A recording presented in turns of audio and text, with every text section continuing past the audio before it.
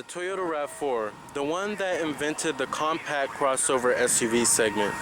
Now, it's came a long way since it debuted back in 1996, and today in 2014, the RAV4 is one of Toyota's best-selling models, and the best-selling SUV in this compact crossover SUV segment is the Honda CR-V. Now, the CR-V debuted a year later after the RAV4 came out in 1997. Now, this is generation 4 of the RAV4, and it came out in 2013, so last year. And for 2013, for this generation, the president of Toyota, Akio Toyoda, wanted to put more emotional styling into the RAV4, and I kind of see it. It's a little bit more stylish. However, some people call it kind of ugly, and I can kind of see why it's kind of ugly.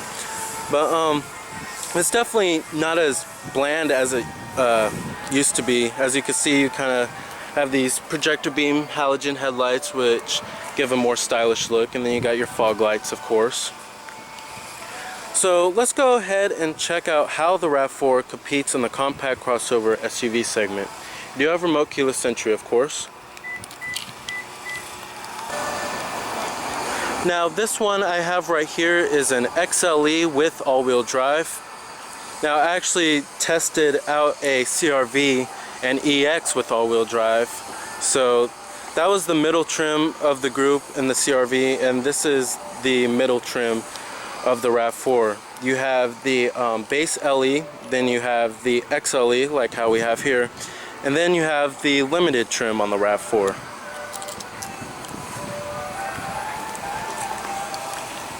Now, this one also has a silver exterior color.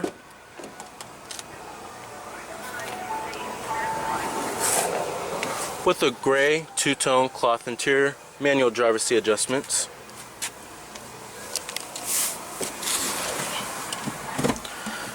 Now, also with generation 4 of the RAV4, Toyota definitely did step up the quality. As you can see, you have nice soft touch materials with French accent stitching, is what they like to call it. And you have this faux stitching on the steering wheel airbag cover. Push button start is available.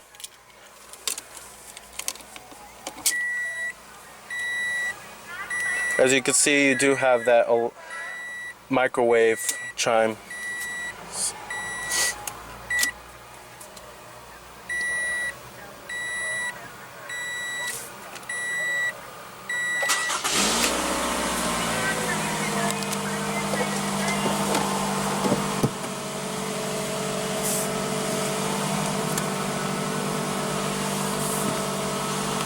You do have a 6-speed automatic transmission with manual shiftability.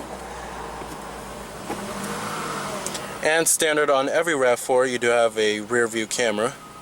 So that's a nice nifty feature. Trying to keep it more competitive against the CR-V, which also offers a rear view camera. Let's go ahead and turn the lights. Then you have your fog lights, of course, and the hazards. Only the driver's window is automatic. Let's go ahead and pop the hood, check out the engine bay.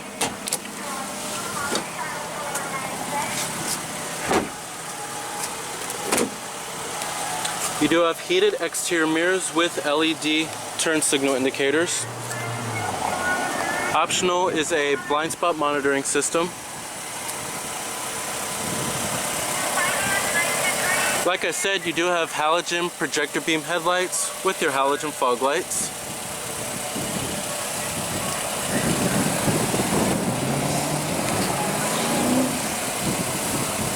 Way more stylish than generation 3 of the RAV4. Under the hood, you will find a 2.5 liter 4-cylinder engine producing 176 horses. Now, it's not the most powerful engine in the class, but it does get the job done.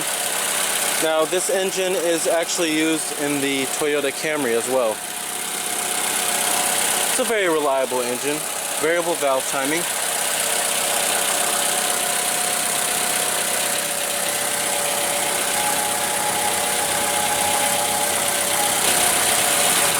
EPA estimates are 22 city, 29 highway, with 25 combined. Now, the main competitors of the RAV4 are the Honda CR-V, of course, which is its arch enemy.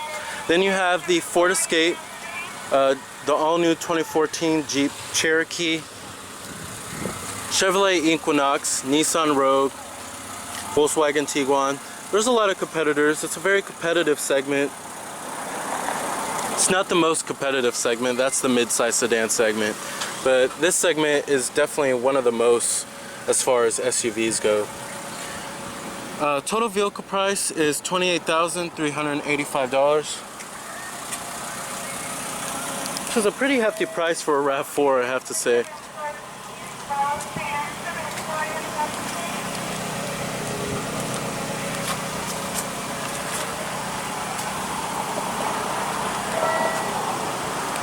And the rear taillights, I wish they did put some LEDs.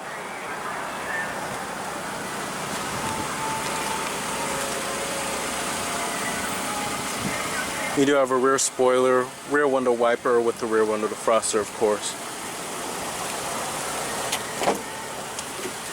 Your power windows, door locks, and your power mirrors. And let's go ahead and hear how that Camry engine sounds.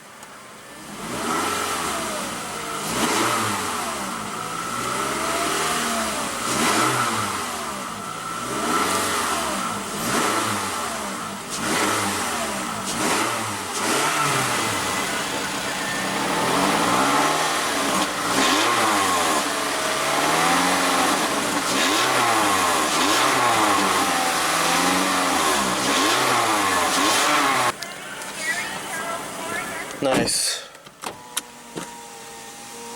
You also do have chrome door handles. Now, build and material quality is definitely better than the previous generation RAV4. Still hard to the touch materials. Competitors like the Mazda CX-5 and the Escape are going to offer soft touch materials up here where you might rest your elbows. I do like how they put cloth right here.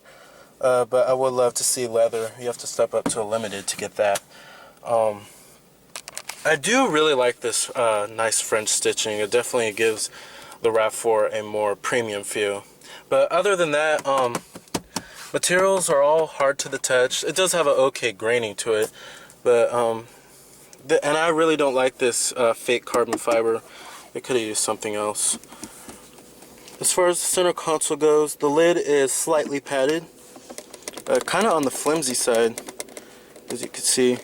And then here's your center console, your e-brake right here, your sunroof.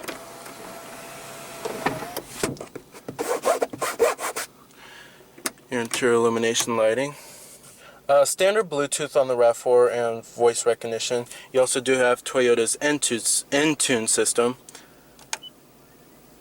It's one of the best in the business. As far as screen size goes, they could beef up the screen size just a little bit. But as far as the user friendliness of it and how it goes, it's very, very intuitive. That's just what I love about this system. It's one of the best in the business.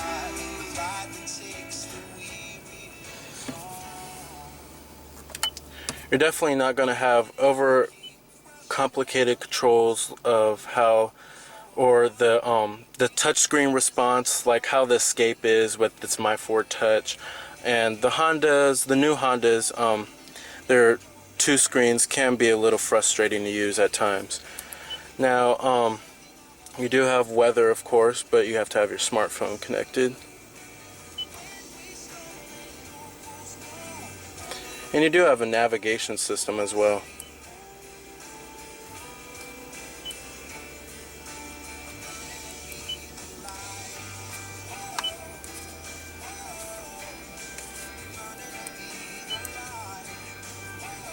XM satellite radio. You do have dual zone automatic climate control, your USB port, auxiliary input, a 12 volt power outlet. You have a sport mode, an eco mode. And then you do have a cup holder right here and a cup holder right here. Very odd placement to have it. your rear window defroster button, recycling mode, your fan speeds, and your zones. Very well labeled and clear and easy to read.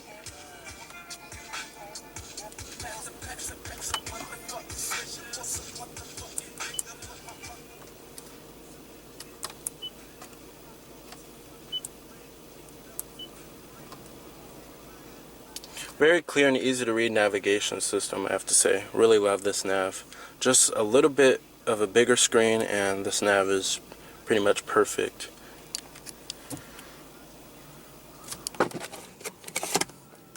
As far as the seats go in the RAV4, it's very, very comfortable, I have to say. I really like these seats. Very supportive. Very, very supportive with the side bolstering too. As far as visibility goes, it's pretty good. It does help that you do have that standard backup camera though. And you do have your intermittent windshield wipers, your cruise control of course, and all the basic amenities.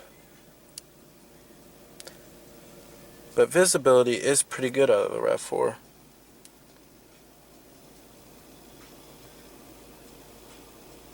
And as far as the way it drives, it's not the best. The Escape and the CX-5 are definitely going to handle a little bit better.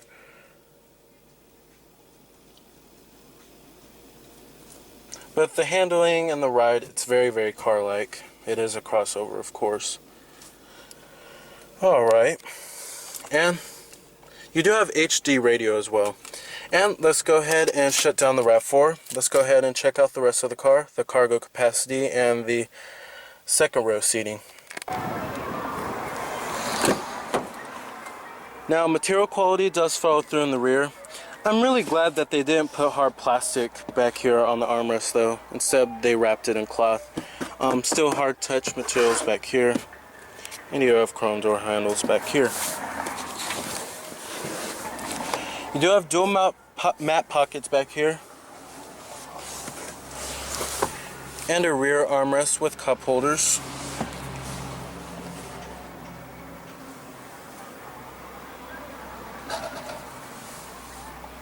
As far as room goes back here, it's not the roomiest in the class. If you're looking for the roomiest, go with the CR-V. And that's why I think one of the reasons why the CR-V sells better than the RAV4 is because of its room. But it's still pretty nice size back here. I'm not complaining. I have enough room back here, and I'm about 5'11", and this is my driving seat position.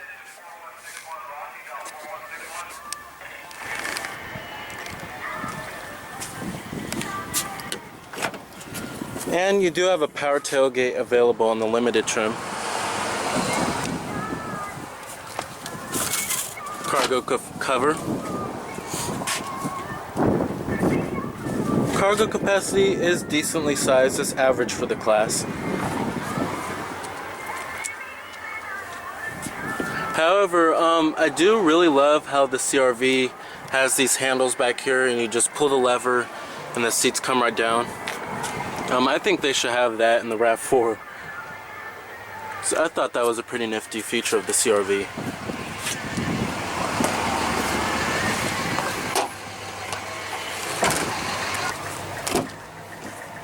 Full manual passenger seat.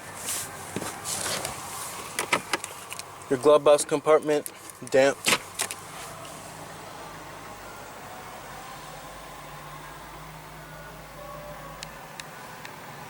Alrighty. Now the RAV4 may not be the most stylish or driver-focused compact crossover SUV, or not even the most powerful one. However, its well-rounded nature of amenities and overall packaging make it a solid choice in the compact crossover SUV segment.